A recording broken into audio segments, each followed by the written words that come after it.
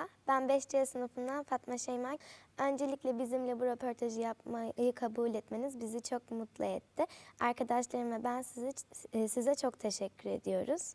Sizi daha yakından tanımak için bazı sorular sormak istiyorum. İzninizle sorularıma başlayabilir miyim? Elbette, elbette Fatmacığım. Ben teşekkür ediyorum. Hoş buldum.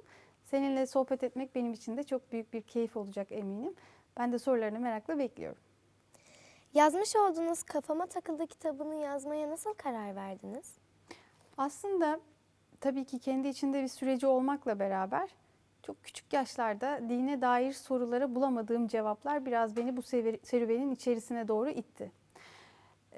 Hepimiz, sizlerin de şimdi belki zihninizde dönen soruları yetişkinler olarak hepimiz sorduk ve dedik ki acaba Allah nerede? Acaba Allah'ın her şeye gücü nasıl yetiyor? Acaba Allah neye ya da kime benziyor? Bütün bu soruları sorduğumda çoğu zaman ya cevap alamadım ya da böyle soruların sorulmayacağı şeklinde uyarıldım. O zamanlardan beri hep hayalim bu soruların cevaplarını bulmak ve benim gibi arayışta olan çocuklara bunları dilim döndüğünce anlatmaya çalışmaktı. Sonra hayat beni İmam Hatip serüveni, daha sonra ilahiyat serüveni ve derken televizyonculuk serüvenine doğru itti.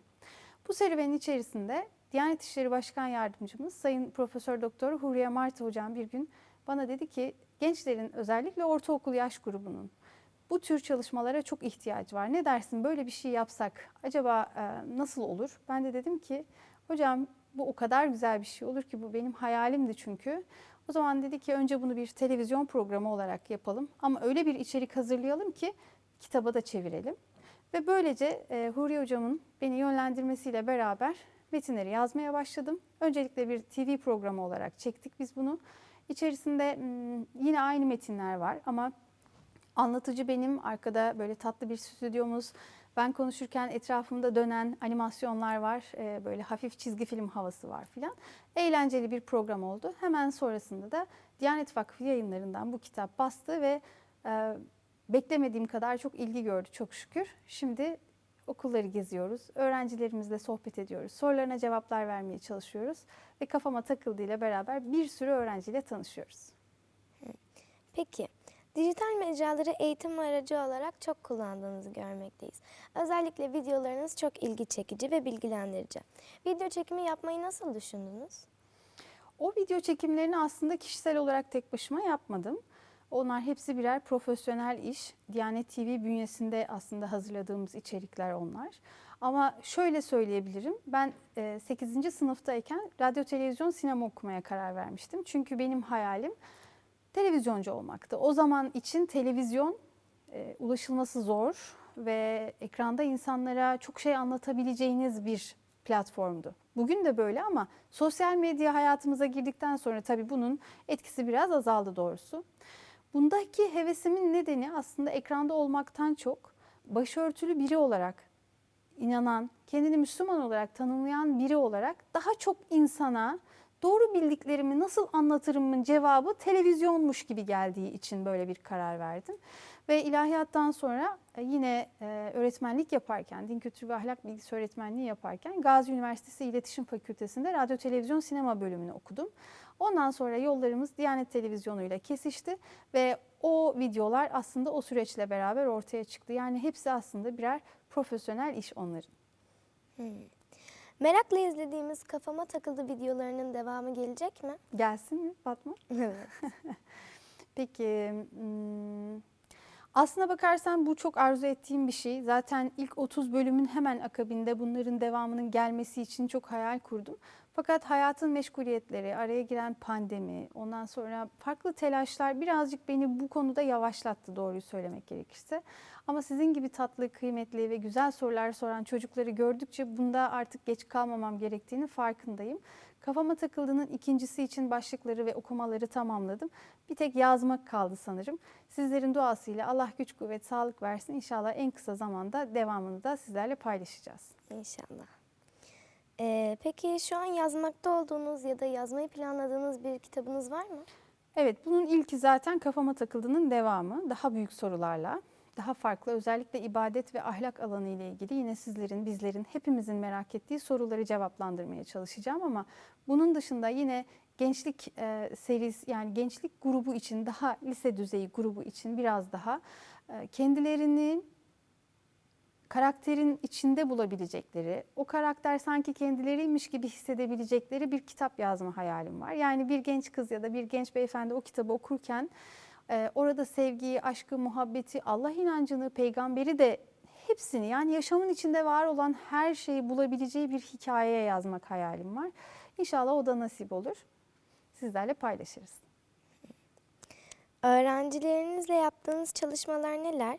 Özellikle öğrencilerinizin dünyasına girebilmek için neler yaparsınız? Aslında bir öğretmenin öğrencilerinin dünyasına girebiliyorum demesi çok iddialı bir cümle olur. Çünkü bir sınıfta 30 öğrenci varsa 30'unun da dünyasına girebilmeniz mümkün değil.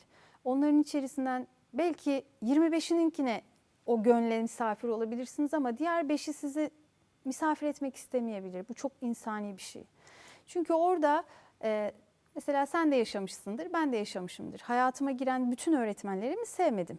Onlar kötü olduğu için değil ama belki bana hitap edemediği için. Benim de hitap edemediğim öğrencilerim mutlaka olmuştur. Ama zaman içinde şunu fark ettim. Bir çocuğun gönlünü kazanmak istiyorsak onunla çocuklaşmak gerekiyor. Ki bu peygamberimizin de yöntemidir aleyhissalatü vesselamın. Çocuklarınızla çocuklaşın, onlarla şakalaşın diye buyururlar. Dolayısıyla onlarla ne kadar temas kurarsak, onları ne kadar anladığımızı hissedersek, onların duygularını anlamaya çalışmak için gayret gösterirsek bu karşılık buluyor. Ve zaman içinde gördüğüm en önemli şeylerden bir tanesi şu: bir çocuk henüz yetişkin olmadı ama her yetişkin bir gün çocuktu. O yüzden diyorum ki sen onların yaşındayken olsa ne yapardın ve ne yapmıştın Şule? Ona göre davran. Ama bu aşamaya gelmek tabii ki kolay olmadı. Benim de belki kalbini kırdığım, üzdüğüm, belki sesimi yükselttiğim, belki anlayamadığım onlarca çocuk olmuştur. Ama elimden geldiğince, yaş ilerledikçe, farkındalıklarım arttıkça bunları aşmak için gayret gösterdim. Öğretmen ve yazar olarak biz gençlere tavsiyeniz ne olur? Ben aslında öğretmen ve yazar kimliğimden ziyade bir ablanız olarak size tavsiyede bulunmak isterim. Ya da sizin yaşınızda çocuğu olan bir anne olarak, bir yol arkadaşı olarak size tavsiyelerde bulunmak isterim. Öncelikli olarak hayal etmenin, Allah'ın rızasını gözeterek hayal etmenin bir dua biçimi olduğunu hiçbir zaman unutmayın. Eğer bu hayalleri yine Allah'ın rızasını gözeterek kurarsanız ve hayallerinizin peşinden hani ben hayal kurdum Allah'ım bana gönder diye beklemek yerine adım adım ilerlemeyi tercih ederseniz, yani gayret gösterirseniz bu sizin için zaten önünüzü açacak en önemli yol diyebilirim.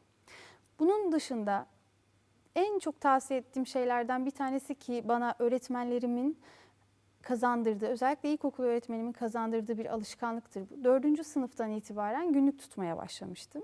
Günlük tutmak hangi yaşta olursanız olsun size öncelikle bir terapi gibi gelir. Yani kendinize dertleşirsiniz. Zaman içinde 2 yıl önce, 3 yıl önce yazdığınız günlükleri okuduğunuzda kendinize gülmeye başlarsınız. Çünkü 4. sınıfta yazdığınız günlük mesela şöyledir. Sevgili günlük. Bu sabah kalktım, elimi yüzümü yıkadım, okula gittim, şimdi de uyuyacağım.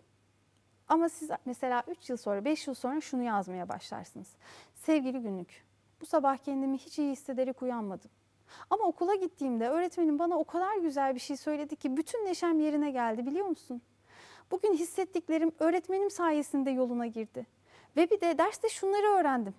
Sonra aradan 5 yıl geçmiştir. Siz artık şunu yazmaya başlarsınız. Sevgili günlük, ben bugün çok güzel bir kitap okudum. Ve okuduğum bu romanda beni en çok etkileyen karakter şuydu. Bir bakmışsınız aslında kendi okulunuzun müfredatını yazmış oluyorsunuz. Kendi hayat yolculuğunuzu belgelendirmiş oluyorsunuz. Ve bu aynı zamanda size yazma ve kendinizi ifade etme kabiliyeti sunuyor. Onun için mutlaka günlük tutmanızı tavsiye ediyorum. Elbette kitap okumalısınız ama kitap okurken de nasıl bizler seçiciyiz, önümüze konan her yemeği yemiyoruz. Ya acaba hangi yağ kullanılmış, tadı nasıl, baharatı nasıl, kokusu şöyle bir bakarız değil mi? O yüzden önümüze konan her kitabı da okumamamız gerektiğini şöyle bir açıp bunun yazarı kim, nelerden bahsediyor, hangi yayın evinden çıkmış, bana ne katacak, zaman mı kaybettirecek yoksa bana bir şeyler mi öğretecek diye bakarak seçici olarak kitap okumayı alışkanlık haline getirmek lazım. Bir de mutlaka spor ve müzik hayatınızın bir parçası olmalı. Spor dediysem illa çok pahalı kurslara gitmenize gerek yok ama günde 15 dakika belki kısa yürüyüşler, tefekkür edecek, etrafa bakarak ya Rabbi ne güzel yaratmışsın diyeceğiniz hatıralar, anılar biriktirmek ve mutlaka ya bir enstrüman çalmak ya da hiç değilse seçkin, güzel, sizin ruhunuzu besleyecek musiki eserleriyle onları dinleyerek kendinizi ruhen de beslemeniz gerekiyor. Ve tabii elbette Kur'an-ı Kerim'in ve hadis-i şeriflerin başucu kaynağınız olması gerektiğini söylemem şart.